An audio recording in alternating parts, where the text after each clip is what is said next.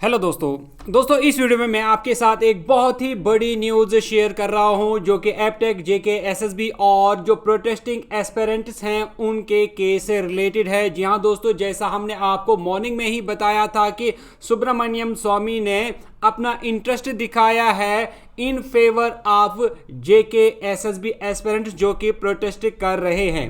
तो इन्होंने क्या कुछ कहा वो हमने ऑलरेडी आपको प्रीवियस वीडियो में बताया है। अब जो नई अपडेट आ रही है वो हम आपके साथ डिस्कस करेंगे इस वीडियो में। लेकिन दोस्तों उससे पहले मैं आपको और एक इंपॉर्टेंट अपडेट यहां पर बताना चाहूंगा जो कि एफएए के केस से रिलेटेड है। दोस्तों जैसा आप सभी को पता ही है कि आज कैट में हियरिंग थी एफए के केस से रिलेटेड, जो कि कुछ बच्चों ने जो कि सिलेक्टेड कैंडिडेट से सिलेक्टेड थे एफए के प्रीवियस लिस्ट में, उन्होंने केस किया था सीएटी में और ये डिमांड की थी कि ये जो नया एग्जाम होने वाला है इस पे फिलहाल स्टे लगाया जाए जब तक कि इंक्वायरी सीबीआई जो कर रहा है वो पूरी नहीं होती, उनकी रिपोर्ट जब तक नहीं आती तब तक ये जो नए एग्जाम हो रहे हैं एफए के उन पे स्टे लगाया जाए। अब इसकी हियरिंग थी आज और जो पिटिशनर्स थे या फिर रेस्पोंडेंट्स थे दोनों को यहां पर सीएटी में सुना गया और दोनों पार्टियों को सुनने के बाद सीएटी ने अपना केस जो है वो रिजर्व किया है। यानी अब जो फैसला है वो कभी भी आ सकता है, वो शाम को आ सकता है, कल भी आ सकता है, 2 दिन के बाद भी आ सकता है।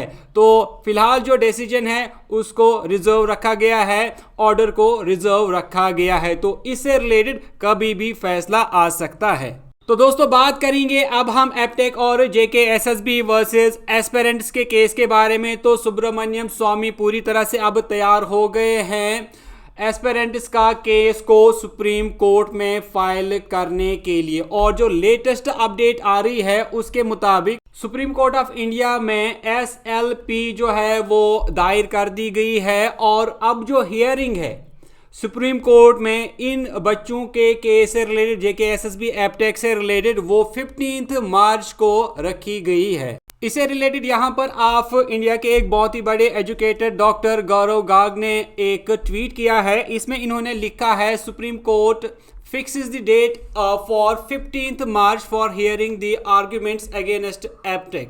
Fingering crossed Dr. Swami 39 and his team will represent the concerns of the aggrieved students. तो ये डॉक्टर गौरव गार्ग की तरफ से एक ट्वीट आया है जहां पर इन्होंने ये लिखा है कि 15 मार्च को जो है सुप्रीम कोर्ट ऑफ इंडिया में इससे रिलेटेड आर्ग्यूमेंट जो हैं वो लिए जाएंगे, यानी इस कोर्ट की सुनवाई जो है वो 15 मार्च को हो रही है।